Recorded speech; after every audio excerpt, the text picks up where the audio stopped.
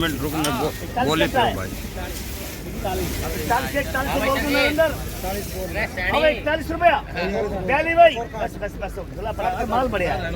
अरे वो सही दिख रहा है कट्टा में तो माल बढ़िया है। 42 43 43 43 44 44 बेचो भाई जय 44 बेचो विद भाई 44 बेचो भाई खोल भाई खोल भाई मन ना भरो एक और खोल 44 भाई साहब खोल दे 44 बेचो भाई मेरा नहीं है मेरा 44 नहीं मेरा 44 44.5 मेरा है बोल 44.5 बेचो भाई 44.5 और खोल देना बेचो भाई 44.5 बेदू खोल दिया खोल पहले सूरज को कितना दाम है अरे भैया सूरज चल रही है अब साढ़े अब तो बढ़ेगी 44.5 बेचो भाई 44.5 बेदू भाई जाए बेचो भाई का बहुत बहुत आभार प्रकट करता हूं, धन्यवाद देना चाहता हूं जो किसान की बात आम जन तक पहुंचाते हो, किसान की परेशानी को आप प्रयास करते हो कि सरकार आपकी इस चैनल के माध्यम सुने और उनका समाधान हो।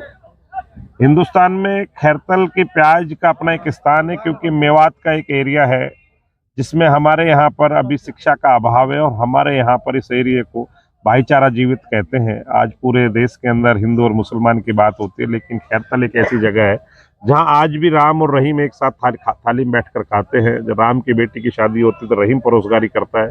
उस आंचल में हम बसते हैं, उस आंचल का हमें बड़ा ज्ञान है। और प्याज के बारे में तो इस एरिए को कहा जाता है कि जब पूरे हिंदुस्तान का जायका प्याज का अगर तुलनात्मक दृष्टि से किया जाए तो खैरतल की प्याज का जायके का मुकाबला नहीं हो सकता।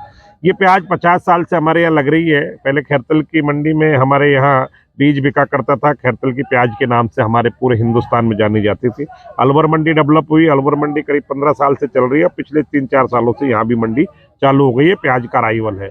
इस बार और साल के मुकाबले 1.5 गुना प्याज का लगान है। बरसात थी इसलिए ऐसा लग रहा था कि प्याज पछेती रहेगी, लेकिन पछेती नहीं रही है, हम मानते हैं, क्योंकि प्याज समय पर आ गई है। और अभी वर्तमान में प्याज का भाव जो है वो 1200 से लेकर 1800 1850 रुपये 40 किलो के लगभग बिक रहा है, जो एक अच्छे भाव में गिना जाता है। अगर भाव इसी पोजीशन में रुक जाता है तो निश्चित हमें 2 पैसे मिलेंगे, लेकिन सरकार की नीति के ऊपर हर आदमी को प्रश्न चिन्ह है। पिछली बार जब हमारी प्याज बिक रही थी, इस मेवात के अंचल में पैसा ना आए, इसे मेवात के अंचल के साथ दुभात की गई और एक चलते हुए सीजन में एक्सपोर्ट के ऊपर बैन लगा दिया। तब लगा दिया था जब प्याज के बाजार 15 से 20 रुपए किलो के थे, जिससे प्याज औंधे मुंह गिर गई और हम सब लोगों की बड़ी भारी बुरी स्थिति हो गई। लेकिन सरकार ने अब 45 रुपए 40 रुपए 32 रुपए किलो जो प्याज बिक्री थी, तब एक्सपोर्ट पर से बैन खोला। ऐसा लगता है कि महाराष्ट्र को पैसा मिले, क्योंकि वहाँ चुनाव है, वहाँ के किसानों को ध्यान में रख के शायद सरकार ने एक्सपोर्ट खोला। हमारे किसानों में एक बड़ा डर है कि महाराष्ट्र के चुनाव के बाद सरकार ये एक्सपोर्ट पे बैन लगा देगी तो हमारी प्याज का हमें पूरा दाम नहीं मिलेगा। आपके चैनल के माध्यम से कहना चाहूँगा, भारत के प्रधानमंत्री जी ने कहा था कि मैं किसानों की आय दुगनी करना चाहता हूँ। 2022 का उनका लक्ष्य था, 2024 आ गई, लेकिन आज तक उस पर कोई कार्य नहीं हुआ। मैं तो आपके इस चैनल के माध्यम से सरकार से निवेदन करना चाहूँगा कि चुनाव हो तब अगर आप किसान के बारे में सोचेंगे तो निश्चित किसान कमज़ोर हो जाएगा।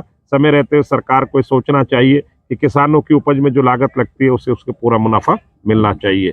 वैसे तो ये प्याज एक ऐसी चीज़ है जिस पे किसान को आर्थिक मजबूती होती है।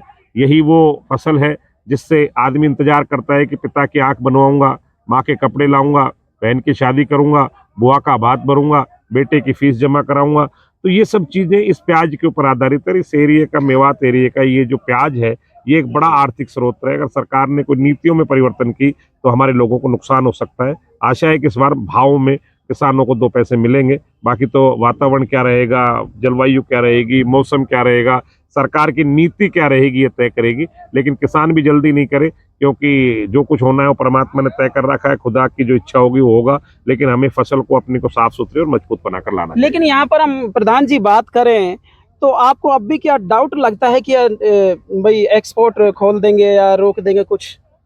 ये तो आप सब लोगों के सामने मैंने अभी आपको उदाहरण दिया ना। पिछली बार एक अच्छा बाजार हमें मिल रहा था, 800 से लेकर 700 से 800-900 रुपए प्याज बिक रही थी, और सरकार ने एक रात में बैन लगा दिया एक्सपोर्ट पे। एक्सपोर्ट पे बैन लगता ही प्याज औंधे मुंह आ गई। हमें डर इस बात का है कि महाराष्ट्र के चुनाव के तुरंत बाद अगर सरकार एक्सपोर्ट पर बैन लगाएगी तो इस एरिए का मेवात का किसान अपने आप को लुटा पिटा ठगा सा तो महसूस करेगा, लेकिन कमजोर हो जाएगा अगर एक्सपोर्ट पर बैन नहीं लगा और बाजार सामान्य रहे। सामान्य का मतलब अगर 1000 रुपए के ऊपर नीचे बाजारें चलते हैं तो हमारे लोगों को 2 पैसे मिलते हैं। यूं तो जो आदमी फसल बोता है, बाजार में बेचना जाता है, वो चाहता है कि उससे महंगी बिके, और यूं तो 300 रुपए किलो लहसुन बिक गई तो भी कोई फर्क नहीं पड़ा। और आज की स्थिति में अगर मान लीजिए 25 से लेकर 40 रुपए किलो में प्याज बिक रही है तो कोई बहुत ज्यादा महंगी नहीं है। क्योंकि और वस्तुओं की बात करें हम तो हमें ऐसा लगता है कि किसान ही तो एक ऐसा व्यक्ति है जो पर आधारित दूसरों के आधार पर भाव तय करता है। अपना प्रोडक्शन पैदा करने वाला अगर सुई भी बनाता है, हवाई जहाज बनाता है, तो अपनी रेट खुद तय करता है। लेकिन किसान की रेट हम लोग तय करते हैं, जिन्हें आड़ती कहते हैं, जिन्हें हम आड़ती की भाषा में तो इसलिए कहते हैं कि हम मध्यस्थता करते हैं। लेकिन जो लोग इनको समझते नहीं वो हम लोगों को हमको जमाखोर बताते हैं, हम लोगों को दलाल बताते हैं। जबकि सत्य है, नीलाम प्रक्रिया में भागीदारी होती है, सरकार की प्रक्रिया है, किसान का पैसा किसान को दिया जाता है, पूरा तोल कराए किसान, पूरा मोल ले किसान और अपना नगद रुपया लेके जाए। जब मंडी के अंदर सरकार ने कृषि उपज मंडी बनाई थी तब ये कहा था कि जो प्याज फसल है, जो सौदा है, उसको देखो, बाजार भाव लगाओ और अच्छा लगे तो लो और किसान का भी अच्छा लगे तो बेचे। इस तरह की प्रक्रिया है। बहुत बहुत धन्यवाद। आपने हमें एक लास्ट सवाल और जानना चाहेंगे प्रधान जी, आपका खैरतल आगमन हुआ है, आपकी फड़ है खैरतल के अंदर, लेकिन यहाँ के किसानों को क्या सजेशन देना चाहेंगे? क्योंकि काफ़ी किसान भाई जल्दबाजी भी कर रहे हैं, काफ़ी किसानों का ये भी कहना है, ये तो खैर आपने डाउट क्लियर कर दिया कि भाई यहाँ पर हम देखें तो कुछ ऐसी आशंका बनी हुई है कि यार जल्दी करो जल्द करो।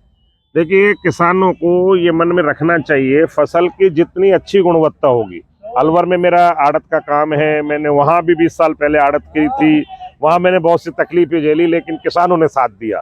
और यहाँ का जो मंडी डेवलप होने का सबसे बड़ा जो है वो किसानों का साथ देना। आज खैरतल में भी हमने मंडी डेवलप की है, खैरतल में भी आज सैकड़ों लोग काम कर रहे हैं, नजदीक का किसान माल लेके आ रहा है। किसानों से ये निवेदन है कि अपनी प्याज को पका कर लाएं, 50 किलो से कम का कट्टा भरें, पूरी ग्रेडिंग करें, जैसा माल क्वालिटी का हो 3 क्वालिटी बनाएं। जिससे क्या है कि अगर आप क्वालिटी बनेंगी तो लोग ग्राहक आएगा तो पैसा मिलेगा। अगर हम दाल में 3 लोग खाना खाने वाले हैं, एक आदमी दाल रोटी खाता है, एक आदमी गोश्त खाता है, एक आदमी चटनी रोटी खाता है, तीनों को अलग अलग थाली में डाल के देंगे तो आराम से खाएंगे, और तीनों को अगर एक ही थाली में डाल के देंगे तो नहीं खा सकते। इसलिए क्वालिटी बिकती है। आदमी जब क्वालिटी बना के लेकर आएगा तो ग्राहक भी आएगा। 45 रुपये पर केजी के हिसाब से यहाँ पर माल बिक रहा है। खैरथल में नई जो प्याज की आवक है काफ़ी अच्छी हो रही है। 44-45 रुपये किलो तक यहाँ पर माल बिक रहा है। मैं कुछ दिखाना भी चाहूँगा यहाँ पर जो माल बिका है इस रेट में। यहाँ पर पप्पू भाई प्रधान जी की फड़ पर भाई एकदम गुलटे हैं भाई, बड़ी शानदार प्याज है, देख सकते हैं आप। ये वाली प्याज है जो 44 रुपये किलो बिकी है, वो वाली 45 रुपये किलो की समथिंग बिकी है।